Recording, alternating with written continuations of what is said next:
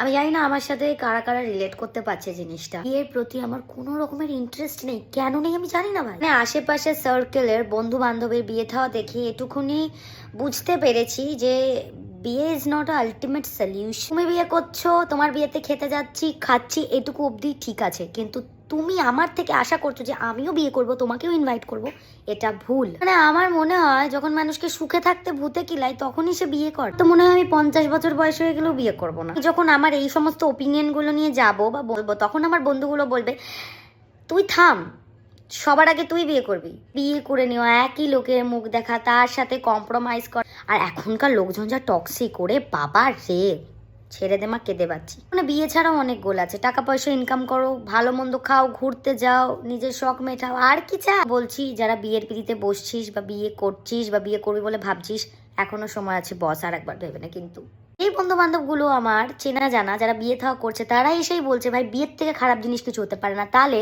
তুমি ফিডব্যাক আলার লোকের থেকে যখন শুনতে পাচ্ছ যে তার থেকে বাজে জিনিস কিছু হয় না, কেন তারপরে করবে বিয়ে? কেন জানি না, কেন মনে হয় বিয়ের নাম শুনলে যে বিয়ে, ওগুলো তো বড়রা করে, আমি তো বাচ্চা। আর সত্যিই তাই, এখনো কলেজে গেলে আমাকে শুনতে হয় ঘরে যাও জুনিয়র, আইডি কার্ড পড়োনি কেন? আরে একবার আমি তো আমার আইডি কার্ড নিয়ে এসে দেখ, অ্যাডমিশন ইয়ার দেখ, জুনিয়র কাকে বলছিস? And I want to say BFA is not my type. যদি তোমরা রিলেট করো তাহলে রিলেট করো, আর এগুলো শোনার পরেও যদি তুই গিয়ে বিয়ে করতে যাস ভাই, তোর লজ্জা নেই? এগুলো শুনে কিন্তু যারা আমাকে ইনভাইট করেছিস তাদের বিয়েতে আমার বন্ধু বান্ধবগুলো কিন্তু রাগ করিস না, এটা মজা ছিল, আমি তোদেরকে বলিনি। কিন্তু যাবো তোদের বিয়েতে, ঠিক আছে? তোরা আমায় নিমন্ত্রণ করেছিস, আমি বলিনি।